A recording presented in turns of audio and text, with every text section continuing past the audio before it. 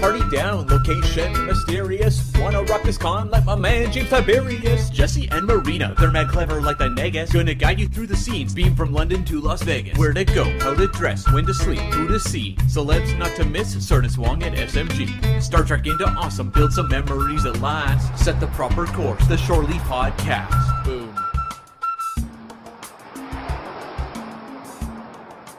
Hello, everyone. You're listening to the 51st episode of Shore Leave, your Star Trek Convention Community Podcast. I'm Marina Kravchuk, co-host of this podcast. And with me, as usual, my friend and fellow conventioneer, shenanigans liker, Jesse Akendo. How are you today? I am good. That is probably the most funnest introduction I've gotten from you, Marina. Thank you so much. Yeah, I'm happy to be here, and it is my job to do the housekeeping portion so everybody knows what's going on and why we're here. So just so you know, Shore Leave is part of the Tricorder Transmissions Network. And if you enjoy what you do here, what we do here on Shore Leave or any of the other Tricorder Transmission shows, please consider joining our Patreon. You can go directly to patreon.com/the-tricorder-transmissions or visit our network page at thetricordertransmissions.com and click on the Patreon link. Becoming a patron will always get you an access to unedited and early release episodes, often with bonus materials before or after the show, and an invitation to regular Patreon hangouts with the Tricorder Transmission host and fellow patrons. Our network has recently updated the Patreon tiers with some new great perks and benefits. Make sure to check them out. We thank all of our patrons for your support. It really helps to grow our network and produce more shows. And with that, Marina, I'm giving it back to you. I'm excited about this conversation. We got a star here today. Yes, shockingly, we're already in spring. Now, usually it's a little bit of a slower time as far as convention season is concerned. I think for most people, it tends to kick up sometime in May, April, May. Nevertheless, there are conventions ongoing all the time. And we are going to be talking about the Big Apple Comic-Con, which is a boutique Comic-Con, pretty old, over 20 years old. And it's the oldest continuously running comic convention in New York. I didn't know that. This was a very interesting thing for me to find out. And it's pretty thrilling because, it seems like, we mostly speak about the purely Star Trek conventions or conventions that have very strong Star Trek features and elements. But it's kind of interesting sometimes to visit with a different, well, I wouldn't say genre, but with a different type of convention. And in this case, we're also talking to an event that is, I don't want to use the word remnant, but this is sort of a very classical, very traditional comic convention in many ways, but which incidentally this year in particular did have some nice track elements, which we're going to talk about. And joining Jesse and I to talk about this convention is the returning Shore Leave guest, our good friend and the fellow STLV veteran, Michael Nguyen. How are you, Michael? Hey, Marina and Jesse, thank you so much for having me. It is a great pleasure to be on board, so thanks for inviting me, and thanks for all you guys do for the Star Trek Las Vegas community and beyond. You guys are amazing. Oh, thank you. We appreciate it. Thank you. All right. So a Big Apple Comic-Con. I know that you go to plenty of different events, Michael. How do you yourself know about this particular convention? What made you decide to check it out? If you tried it before, what made you go this year in particular? Well, I guess, there was a time where I was just getting into conventions. I mean, a couple of years ago, and I just was Googling frantically for anything that had the word convention and anywhere in my locale. And I was like, I'll go to this, I'll go to this. And Big Apple Comic-Con was one of those. And I think at the time it was called New York Comic Book Marketplace. Mm-hmm. But yeah, so it seems to be like a collaborative that does several small conventions in the area, also WinterCon and EternalCon. I think they're all kind of run and organized by the same people. So that's how I found out about it. And it's just a fun thing to do on a weekend. So yeah, it's been great. Hey, Michael, I have a question for you because I've known you ever since I started going to conventions, which is now probably 6 years, right? So how did you get, I've heard you say before that, you're recent, within an amount of time. So how'd you start into it, and what keeps you coming back to these conventions? Well, that's a great question. I mean, it's I guess my origin story. So I think my first convention was, we can go back in time, was actually for my 13th birthday. And it was a Creation Con in Pennsylvania, and Leonard Nimoy was actually one of the big guests there. So that was a long time, but then I had a long break, went to a small convention in Texas I had heard about, but really nothing for a while. And I think someone passed on to me when I moved to New York. They said, hey, there's this thing called New York Comic Con, back when it was very easy to get tickets. And that was my first one. And then, I was going to that for like a year or two. And then I really got into the Star Trek Wrath of Khan costume. And I was like looking on Facebook, who has one? Where do you get one? And there was a group of people that had them, and they all went to this Star Trek Las Vegas thing, and they were like, you should come. And I was like, maybe, we'll see. And of course, you guys know, I went, and I guess I've been bit by the bug and keep coming back. So, so that's kind of where I got started into it. Yeah. And Marina, before we go on, I will tell you that I met Michael my first convention 6 years ago in Vegas. And this is just the way the Star Trek community is. It took Michael to introduce me to someone who lived in the city that I lived in, because he knew her from Las Vegas. So we apparently were at the same convention. He got us both on Messenger, and Karen and I have been great friends ever since. But if it wasn't for Michael and Star Trek, I would have not even known Karen was in my hometown. So wow, that's how it works. Yeah, it's amazing. And I will tell you that Michael is a great host with the New York City away team, like you are. So anytime I've had a chance to go to New York, I've always end up at O'Looney's and hanging out with you guys. And so you guys really are hospitable. I want to thank you both for that. And sorry I couldn't be at this convention, but I look forward to hearing what you guys got out of it. Absolutely. So just to give a basic rundown, it's something that, as I already mentioned, this is a pretty old convention, especially by modern, I suppose, standards. Different events keep popping up and, well, occasionally disappearing very quickly. But this is something that has been around since 1996. For a while, there was a period where this convention actually belonged to Wizard Entertainment, that puts up all those large Comic-Cons in Philadelphia, Chicago, and just generally across the United States. And I discovered, to my own surprise, that actually I have gone to one of their events at I think it was called New York Experience. They couldn't call it New York Comic Con because obviously the actual New York Comic Con was already in place. But this, for me, this was actually the first experience with Big Apple, now that it's back to this particular brand. So I was very curious to check it out myself. And well, it's your, how do we even begin to talk about this? This is a very interesting, because this is like, in true sense of the word, an urban convention, a very local convention. It's located in Hotel Pennsylvania, which is of note because this is the location of the former Statler Hotel, the home of the very first Star Trek convention back in the early 70s. So let's talk about this. So Michael, what did you generally feel about this convention? Did you... were you really looking forward to it? Did you get out everything that you wanted to get out of this particular event?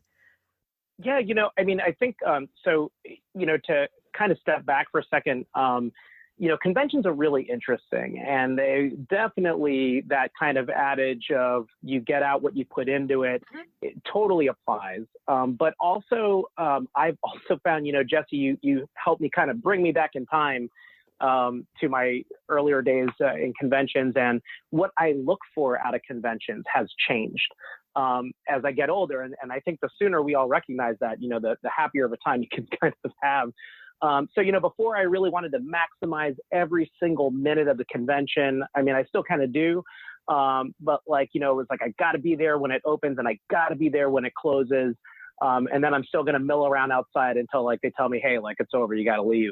But I think nowadays it's like, I want to go to something for a couple hours, see some friends, see some cool stuff, maybe sit on a cool panel. And if I do that in the course of a day or a half day, that's fine. It doesn't have to be like 2 full packed days. So, a longer answer to your short question. But I think I definitely did have fun. I saw some old friends, made some new ones. I'm sure we can get into it later, but I got to chat with Brent Spiner, and that was really cool. And reconnect with Larry Nemechek in person, Dr. Trek himself, and then just hanging out with you guys. Like we had dinner afterwards, which was fun. So so I totally had fun. Totally had a great time. Yeah, I absolutely agree with that. I've been going consistently to the conventions for 10 years straight now, and I have noticed the same thing, that the reason why I go to conventions change. What I do when I go to a convention, kind of the modus operandi has changed over the years, and what I get out of the convention has changed as well. I did the same thing. I did show up at the opening both days, but I actually only spent literally just Saturday there as a whole day with counting our dinner afterwards. Sunday I literally just came in, got the autograph I was looking for, and then basically left, because I was like, okay, mission accomplished. This was fun. This is enough. I don't need to actually hang around for the entire day. Not to mention there was an unfortunate added factor of really bad weather, but that was actually a minor factor. I was basically done.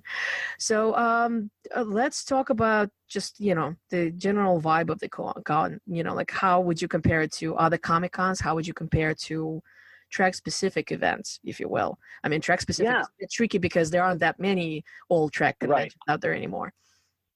Yeah, no, I mean, I think this is definitely a unique convention. I think there is the conventions that everyone knows and we love, the big ones like Vegas and New York Comic Con, and they're very commercial, and it's a lot of new releases and announcements and stuff, and it's very exciting. This, I think, is the kind of convention that folks might remember from sort of back in the day. There's a very nostalgic kind of quality to it, which makes it fun. You go through the vendors area, and there are all kinds of things from, new Star Wars figures to like used Star Trek figures, and maybe scripts or programs. My friend Nick talks about this convention being cool because it's sort of the finding the thing that is a fun part of the journey. Like you can Amazon and eBay everything that you want, but this is it's almost like a little adventure, like a treasure hunt, because you never know what cool artifact you'll run into, or an unexpected guest. So it's kind of if that kind of explains it, very nostalgic, a little bit of a treasure hunt, and a fun thing to do. For me, I think maybe one day is good. For some people, they want to be there for the entirety. Yeah, absolutely. I found it to be very old style, like when they say a comic convention, that's kind of like what comic conventions used to be, where you had primarily, stress on the word comic. I mean, you've noticed how many vendors there were with all these, collectibles, basically everything comic related, to just, boxes and boxes of comic books, etc. Many Comic Cons of larger size, whether we're talking New York Comic Con or Philadelphia Comic Con, that part, the actual comic books, tends to be, slightly pushed aside. They have like several aisles usually, but the bulk of the vendor hall is occupied by collectibles and toys and games, you name it. So it is a throwback in many ways to sort of this traditional Comic-Con version.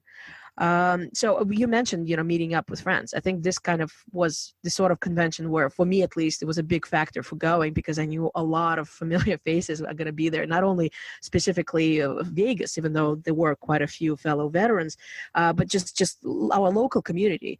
I counted there were people from at least 3-4 different local Trek fan groups, right? Definitely. Yeah. When I first got to the convention, and it's so funny because Jesse, I remember when you were brand new to Star Trek Vegas, and you were like, hey guys, if I'm new, and look out for me and stuff, and like now you're like hosting socials and stuff, and Jesse has really come into his own. Yeah, you're like the concierge.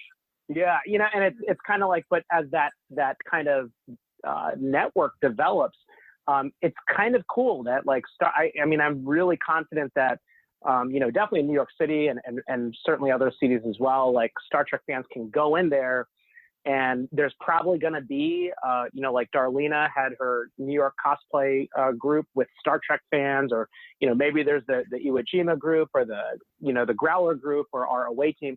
You're going to run into somebody who's in a Star Trek costume, and they're going to pull you in and treat you like family. So that was kind of the first thing I got in there, and the first thing I went to was that table of Star Trek fans. So it was yeah, you're absolutely right. Lots of welcoming, lots of positivity. It was also kind of cool to see Star Trek fans from the away team group cosplaying like other things that had nothing to do with Star Trek, but it's like they connected with someone who loves what they love. So lots of fun. Yeah, absolutely. And I was basically keeping track of things online before I decided to go. And so, seeing that people were like, okay, the New York City Star Trek meetup group, they're the ones whose table it was actually. But, considering how much of a cross-pollination, in quotation marks, it is between the groups, it's for the most part, it's the same people you'll come across in other crew. There are several weekend hangouts that were planned. And as far as I know, one of them happened because USS Growler was celebrating their 5th anniversary, so that was a Friday night sort of a pre-con party, if you will, that was quite well attended. There was supposed to be one hosted by USS Iwo Jima, but I'm not quite sure about the reason. It could be because of the weather, and unfortunately it got canceled. And we had our own little get-together, sort of like this / let's welcome Dr. Trek, Larry Nemechek to New York / New York City away team a little bit / Portal 47 dinner in the evening on Saturday. So that was a great fun. So let's see what else. Well, let me. So I'm gonna complain a bit, and I'll tell you why. Because I saw this stuff happening, and I'm from that area. So the first thing I saw was the Growler reunion, and I saw like Johnny Martin, who's a friend of mine from high school, and so Johnny's the guy who I knew from high school, and we reunited at my first Star Trek convention. So wow. which was in Vegas. And so ever since, when I go to New York, we go hang out with Johnny and Michael and that whole gang. But then you guys had Larry Nemechek there, Portal 47.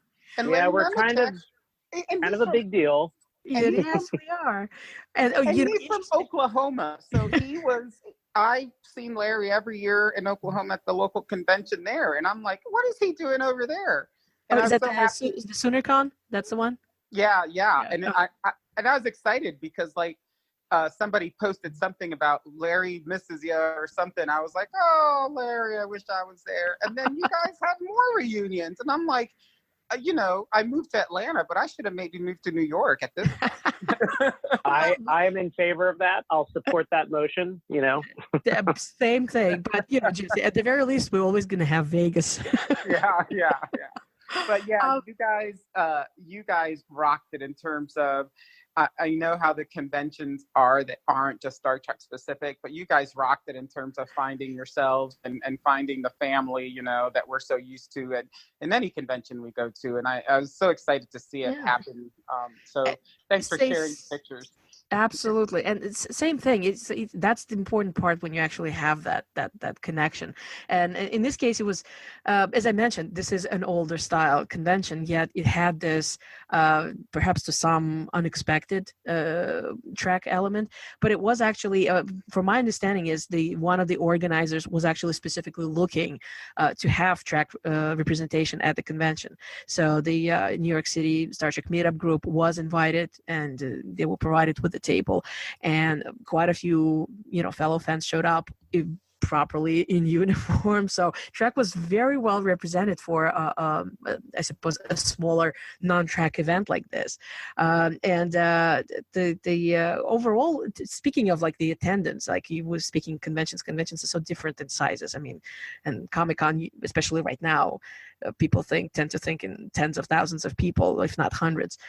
In this case, this is not that crazy. My understanding, I asked around, and I was told that over the years, the attendance was on the low end about 4,500 people, on the upper end somewhere around 7,000. So this is, over the period of 2 days, this is not too crazy. This is like a nice convention where you don't feel overcrowded. You can actually enjoy yourself. You have an opportunity to check out the vendor room and the artist alley, and to, not to have too crazy of lines if you decide to go and, meet any of the guests. And speaking of guests, shall we just actually, say, introduce what we saw at the convention, who was there? Why don't you take it away, Mike? Well, it's funny. I was hanging out at Darlena's table, and I ran into some folks, and we were taking pictures. And they're like, "All right, well, we're gonna go see Brent Spiner." And I was like, "Oh, wait, like, what time is that?" And they're like, "It's going on right now." So we went straight to the panel room, and we came in right in the middle. That's where I ran into you. I saw you sitting, right in the row behind me. And so that was really cool. I mean, Brent Spiner is a great act on stage, and so much fun for people to talk to and ask questions. So that was definitely one of the very notable guests, I'd say. Absolutely. Well, we already mentioned Larry, and first of all, just to it was a bit of a surprise to me, given that this is Larry Nemecek. This was actually his first appearance at a New York convention as a guest. Can you believe it? Wow. So he was not only as a guest, and he had his own table. So I'm glad to see that quite a few people have stopped by and wanted to find out. They wanted to talk track. They wanted to find out about Portal 47. But in addition, he had hosting duties. So he hosted 2 of the panels, one of them being with Brent Spiner, which was absolutely hilarious, and another really wonderful discussion with David Gerald. That's another track thing. David was there, fantastic panel. He had all his books at the table, so anyone could just stop by and talk about track specifically or sci-fi writing in general, which is wonderful. Of course, the biggest name of the weekend was William Shatner. I think that was the best for basically last. That's what they were pushing for in terms of like really having track presence at Big Apple Comic-Con, and they even had like a special VIP meet and greet where 40 people could basically sign up for this. Sign up, buy a ticket, and then you had more or less a very intimate semi-panel meet and greet with, I suppose, some photos or something else. I did not do this because I've had the pleasure and the honor of meeting Mr. Shatner many times, so I decided to pass on that and just enjoy the convention in general. Peter David was there, the Star Trek writer, and also Red Shirts, which we as the local fans, we know them from our get-togethers at Aluni's. They do the Christmas carols for our holiday parties. So. All-female improv group that is great fun, very talented ladies. So overall, just generally, as a convention, for a smaller event like that, they had a very nice selection across genres. There were actors from... let's see, there was Coulter from Daredevil. Gigi Edgley was there, yes, from Farscape and Star Trek Continues. So she was awesome. I got to talk to her for a bit and get some pictures with her. She was a riot. Yeah, and so overall there was just a nice spread. So whatever you were in, there were some unusual guests. Like for instance, there was Mary Wilson of the Supremes.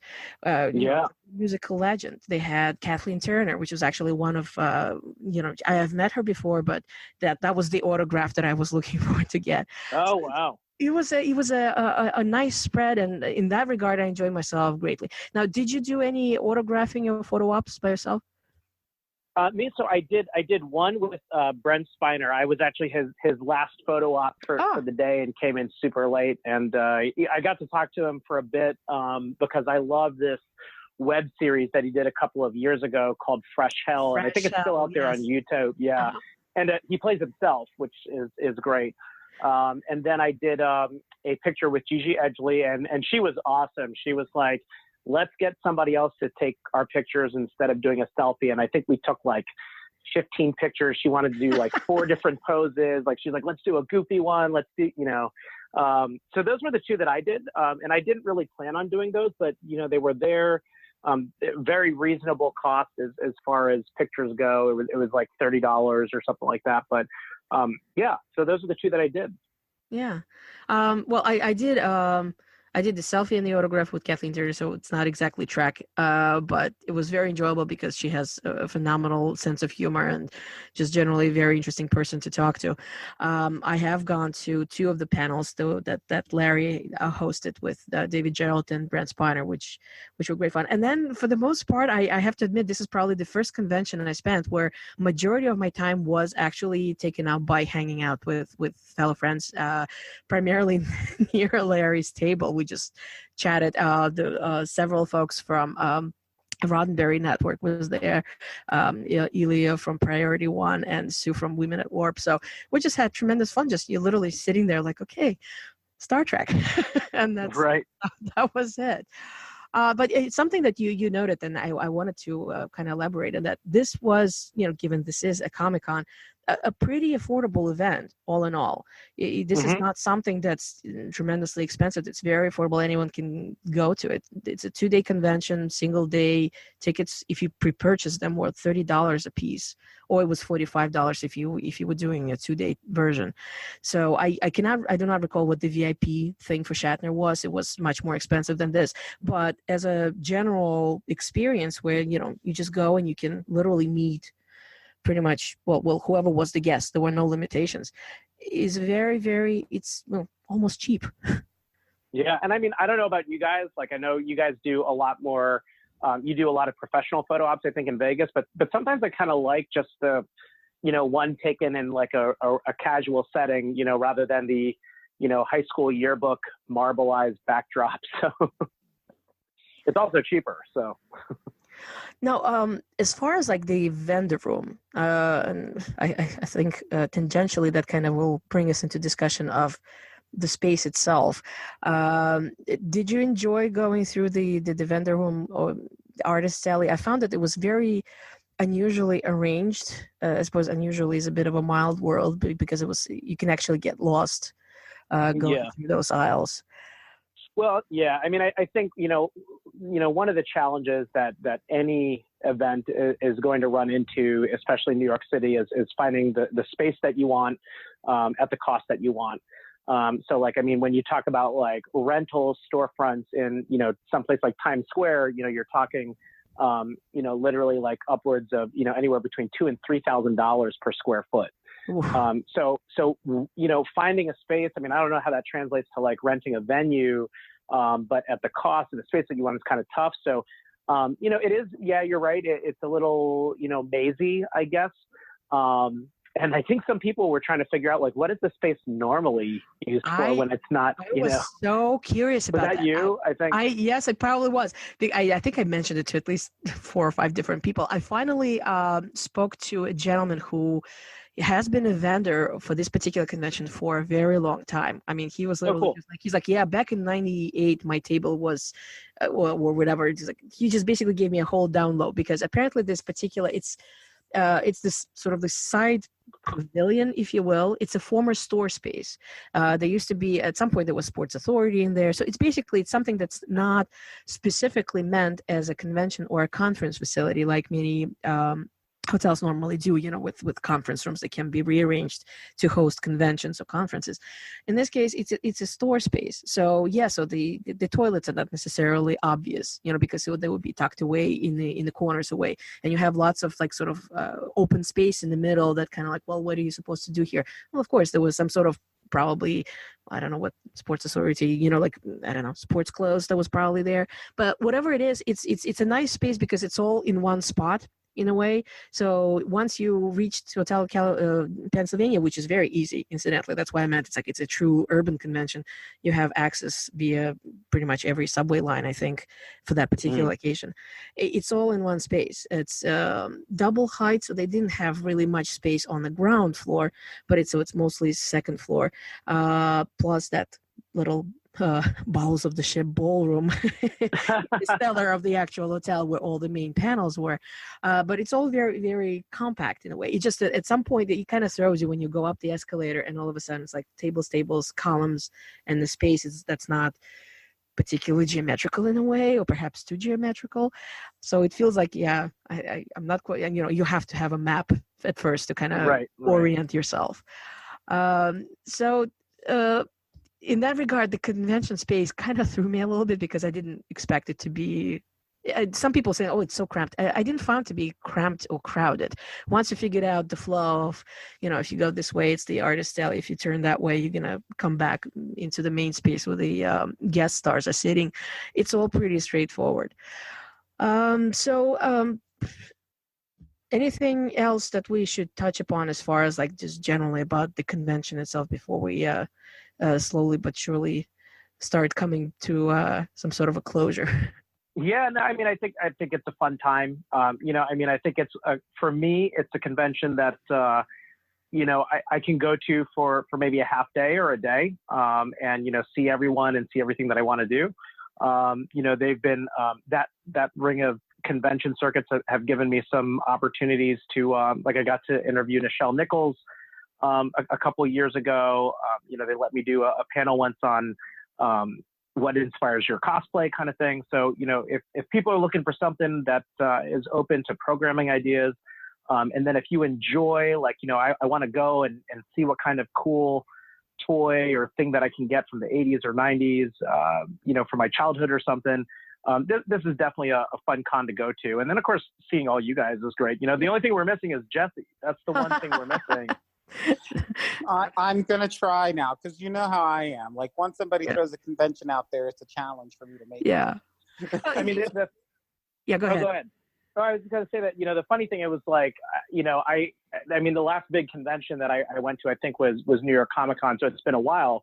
But so it's like Friday night, we had the Growler anniversary party, and I don't know if you saw the video of us singing the Enterprise theme song. It's probably better if nobody sees that. But, that was like Friday night. And then like Saturday, we all went out to dinner with Dr. Trek. And then I think Sunday, some of the fans got to, and I kind of had to press pause on Saturday. I was like, Saturday is going to be my last night out. Like I'm slowly training up, for my, for the Vegas in August. Like I need to get better at staying out late, but it's not going to be tonight. So, So anyway, it was like, I don't know, what would you call it? Like a mini train up kind of party and hangout wise for Vegas? In a way, yeah. I mean, for me, it was just literally trying a new thing because I find that the smaller events, something that's very local, especially something that has been there for a long time, is just fun to check out because you never know what other things are out there until you try them. So I enjoyed myself immensely. I mean, I think like right now we could probably talk a little bit like what was the real favorite and perhaps some things that were surprising or not entirely up to par. But overall, I enjoyed this convention. I will certainly, keep track of it. It gets added into, I have my little list of all the conventions I've ever gone to. And once the convention season starts to sort of like, the web pages start to get updated, I kind of keep tracking and, seeing is it something that's worth coming back to again.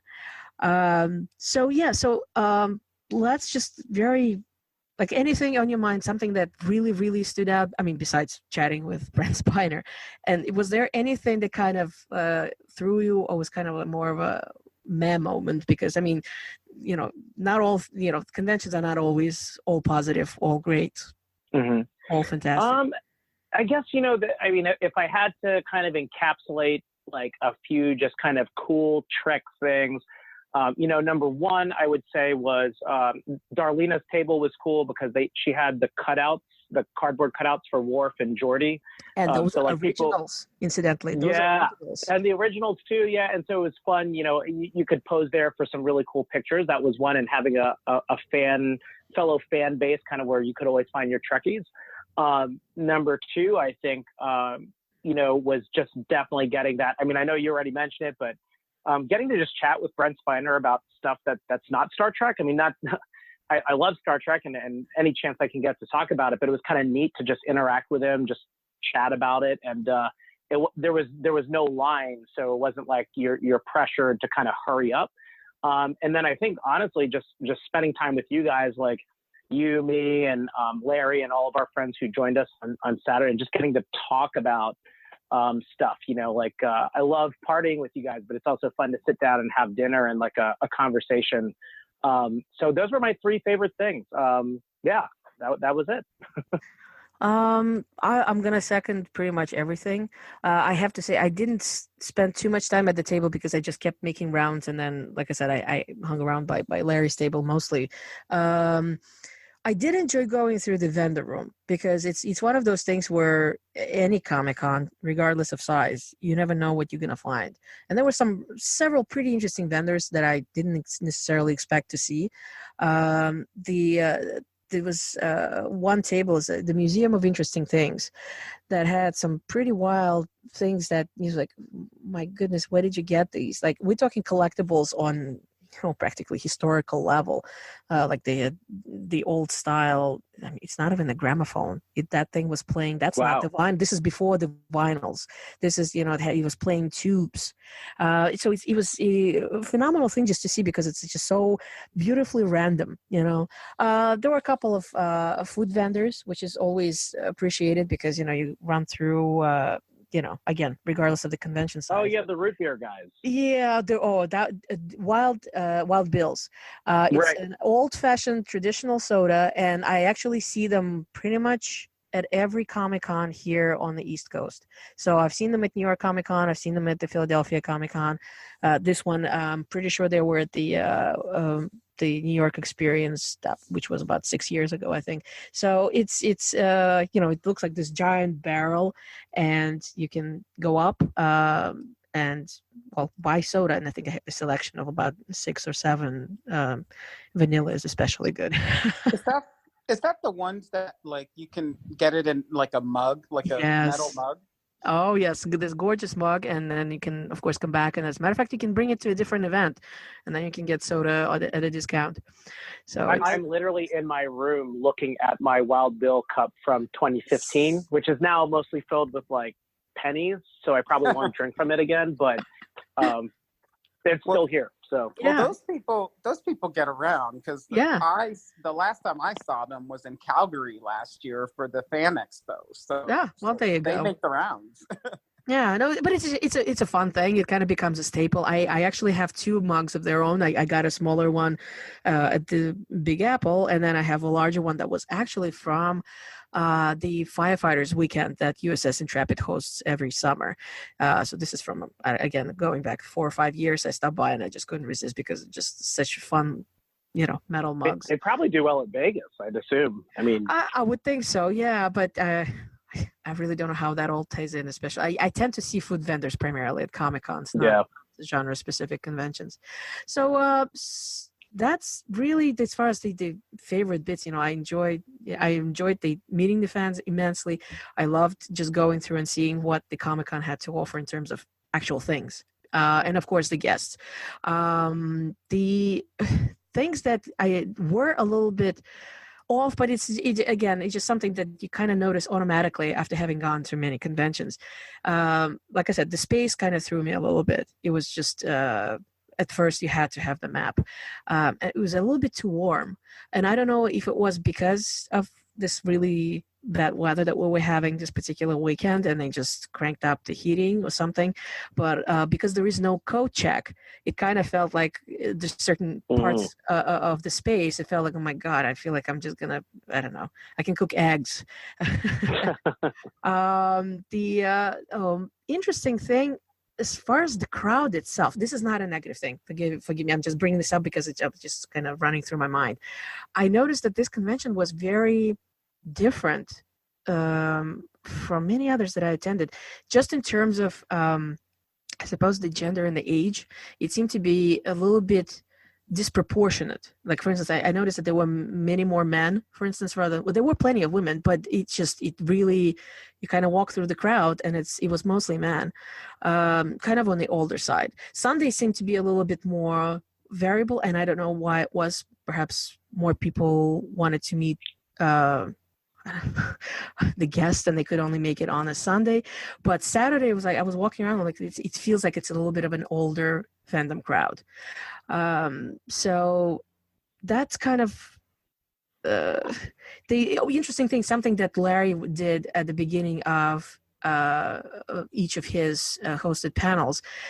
He actually asked people, like, which convention brought you into fandom? So that's always interesting to know, because it kind of gives you an idea of specifically Trek crowd who's present. And for the most part, again, it was older fans that were brought in either by the original series or the next generation. So that's kind of an interesting thing to observe. So all in all, that's my take on the convention.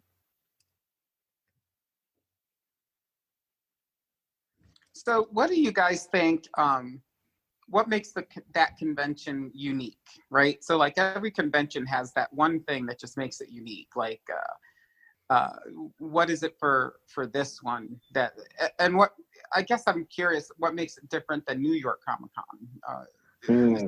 Well, you can't really compare, pardon the pun, it's not apples to apples, because let's face it, a New York Comic Con at this stage is an industry level event. That's either, as they call them, the tent pole event of the year, along with San Diego. It's so big and it's so, whatever happens in New York Comic Con gets reported, in mainstream media, that sort of thing. Whereas this is, as I said, your classic traditional Comic Con that's far more fan based and fan oriented rather than industry. So that certainly is a big difference. But as far as unique, I suppose that's exactly it about it, because it's not exactly, not this another monster of an event, which are now pretty common, but you sort of have a way to kind of step back and not have too crazy of a weekend, but just to kind of relax and check out what's out there, and while meeting fellow fans and some interesting guests. Yeah, I think for me, where I am in my life right now, I think one or two big cons a year, and maybe one or two smaller ones is kind of what I have space for. I think, one thing that we don't think about is how much each hour of a convention is costing you. So like if you bought a one-day pass to some big convention that's maybe, $60 or $70, if the floor is open for 6 hours, then it's $10 an hour. So like at New York Comic Con, some autographs and pictures you're going to go to are going to require you to really be in line for probably about half of that day. I think that you do remember Carrie Fisher. Yeah. Marina, did you line up for her at all? Or no, this is one of my biggest regrets. I planned to, and unfortunately, by the time I was like, okay, I'm gonna do it, the tickets sold out. So I met her at a different event, but not. I do remember the lines though, but which actually happened at every event that she attended. The lines would be literally around the building. And it was like that, too, with Stan Lee. And so, like everyone thinks in terms of, oh, I bought this photo op and it was, $100. But the reality is that if you spent $60 for the pass to get into the convention and half of that time you're not doing anything other than standing in line, then the truth is that the cost of that autograph is really like $130 or $140 because you're literally exclusively only being in line. So I nerd out with numbers sometimes. Like I was really bad at math in grade school, but like now I understand it and wish I was better at it. The power of conventions. The power. Yeah. What did Tilly say? This is the power of math, people. Math, yes. But then if you look at like the great thing with, I think, Big Apple Comic Con is, it was I would say comparatively to other conventions, it's a low cost to enter. So it's like, it was $30 to get in, and you can have a selfie. A couple, I took, like I said, like Gigi Edgley, I don't know if it was part of her customer service relations, but I almost felt like, man, am I the star here? Cause she wants like 5-6 pictures. And you get to have a conversation. And, she talked to me about a show that she's doing with her brother at the Way Station, which is a Doctor Who themed bar here in New York. Brent Spiner. So, you can have these moments in these conversations. There was no line for either of these people. At the time, it was towards the end of the day, and there was no one pressuring me to like hurry up and move on and, please don't talk to the actors. So it was like, if you want a chance to see some of these actors in a smaller environment, well, you'll actually have a moment or, a conversation, and get to have a few pictures, not kind of like a picture, push in, move on. This is the kind of place to do it. And kind of at a fraction of the cost, but just expectation management. Of course, it is not New York Comic Con. It is, like, to use your term, it is not the same in terms of the scope and the size of Star Trek Vegas. But that doesn't mean that you still can't have some fun, cool moments in there. So, yeah. So overall, I guess we can summarize it and say that, if an opportunity comes along, there's going to be some interesting events, guests, or anything, both of us will attend this convention again. Yeah, and the one complaint I have, and I'm going to take this to the grave, is that they did not have Jesse Akendo, and I'm going to write to them about that. So they're going to hear about it. I wasn't that popular when I lived there. No. It's always, if we had transporter technology, we could beam all of our friends to every convention ever. So yeah. Um, The greatest, like I no longer travel for a living, which I don't miss, except for where I got to like visit.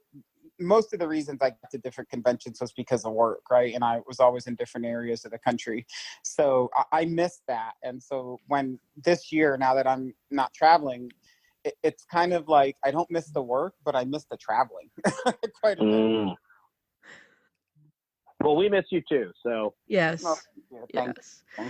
Speaking of missing, fellow fans and fellow friends in track, something that Jesse and I discussed before, and we wanted to bring up sort of another feature for this particular episode.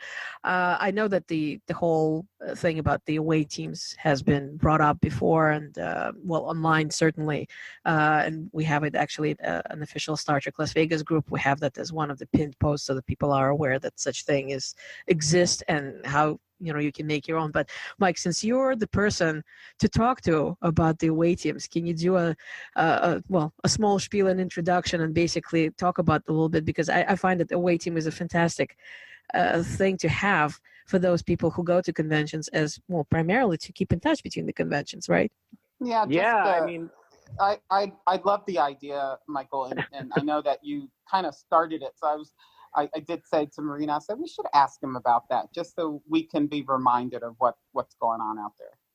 Well, it's also it's changed since I think the last time we've talked about it, which was I don't even know. I think it was maybe 2-3 years ago. But this kind of started with Vegas.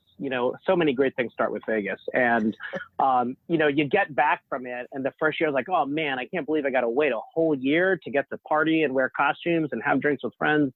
And then I think it was 2013 where like 5 of us in New York City were like, we should get together. And it was at O'Looney's, and it was like 5 people, me, Darlena, Genesis, and Matt, this guy Matt, who's a friend of ours, and Aida. There were 5 of us literally around one table on a quiet Sunday night, wearing our costumes. I mean, people probably wondered what the heck are these guys doing? But then it's Times Square, so like who isn't in a costume there? So it started with that, and then some other friends got interested in, hey, what are you guys doing? And one night we did a as per time zone that you're in. So we had a group in LA, a group in Texas, and a group in Utah while we were meeting in New York. And then we like FaceTimed each other from across the country, to kind of connect that way. And then my friends over at Trek Movie invited me to write an article about it and how people can do that in their town. And so, at the time there were like 5-6 different groups that we got together. Now there are about 25 or so. They don't all meet regularly. They do different things. Like and that's a great thing, is that they kind of take on the identity of that community and that neighborhood. So some are primarily like Star Trek Discovery watching parties. Some are, get together and try and recreate Masquerade. And just recently, I was with DC away team in Washington, DC.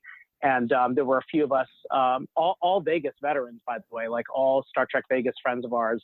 And we got together at a pub in DC. So, it's grown. I mean, the most successful ones, if there's someone who's ever willing to kind of be the first officer on the away team, and really all it takes is making a reservation, a commitment to having fun, and then taking a bunch of pictures so we can make folks feel like they missed out, I guess, and then that drives attendance at the next one. So that's away teams in a nutshell.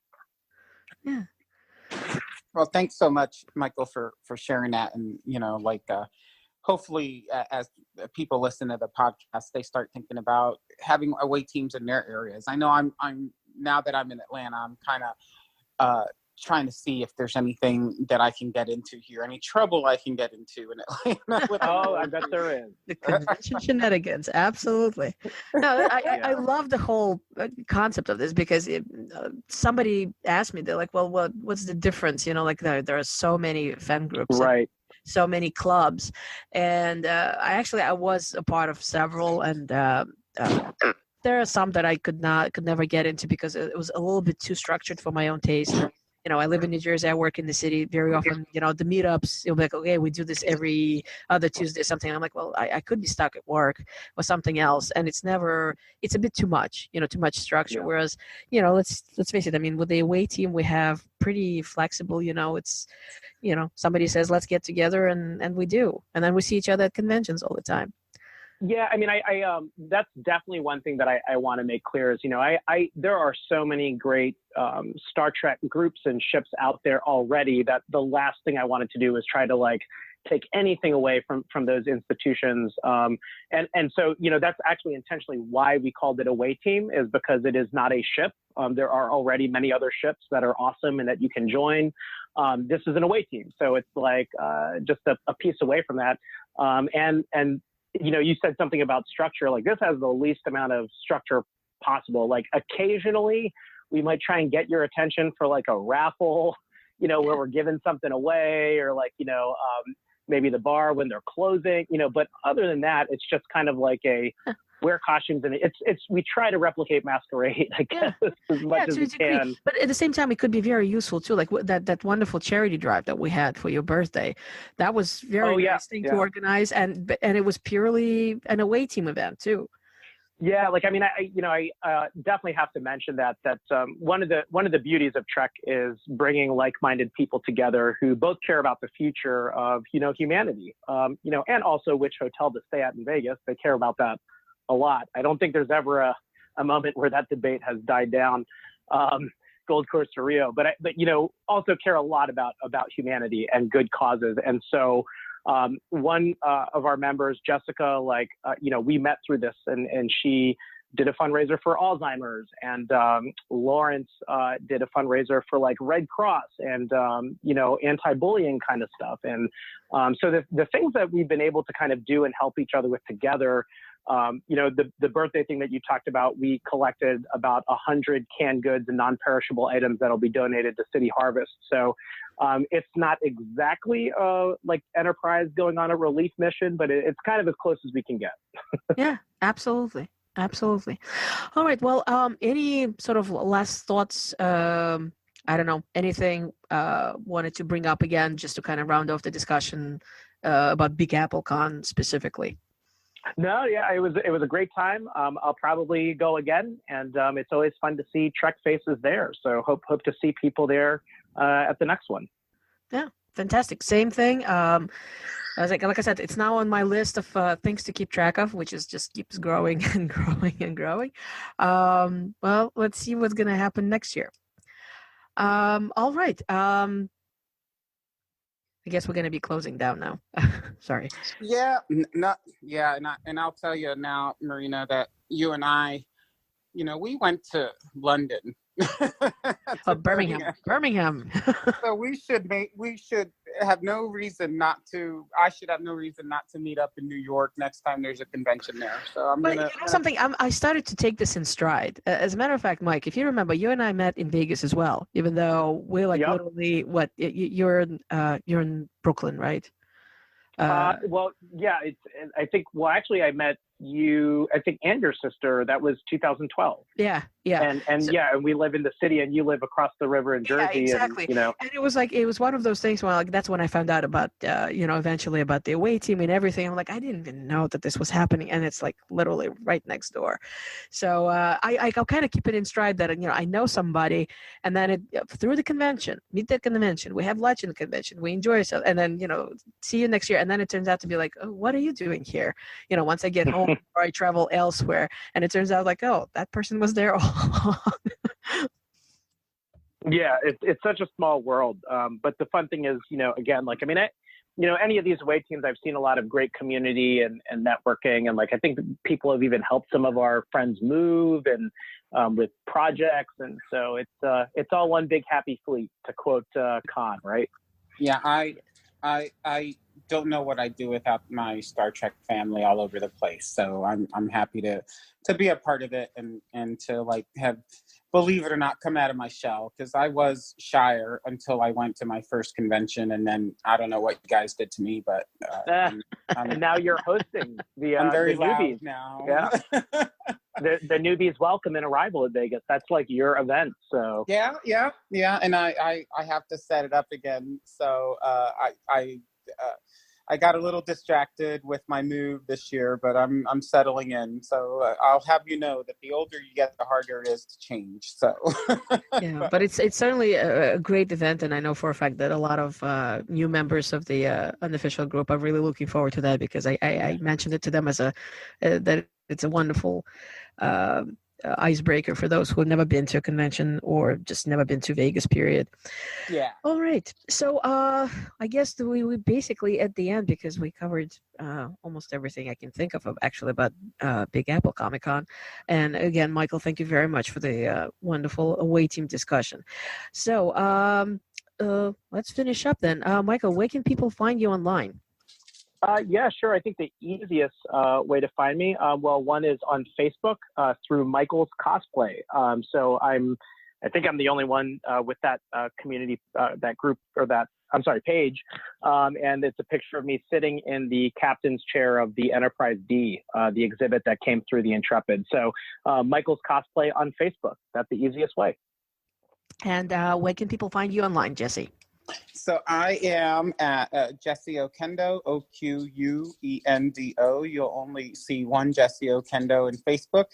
And on Instagram and Twitter, I am Outrageous Okendo. It's OUTRAJESOKENDO. And then, of course, if you go to the unofficial Star Trek Las Vegas convention group, I'm one of the admins along with Marina. And, of course, look up Shore Leave online, and you'll find us there as well. Yes. And I'm Marina Kravchuk. You can find me on Facebook, my full name, or you can find me on Twitter. The handle is at Dracorex, DRAKKOREX. And as Jesse already mentioned, Shoreleaf can also be found online at Shoreleaf, whether Facebook or on Twitter. All right. Thank you very much for coming, Michael. This was a wonderful discussion. And, well, let's see what the convention season brings going forward. Hopefully we'll have many more wonderful conventions this year. Absolutely. Can't wait for it.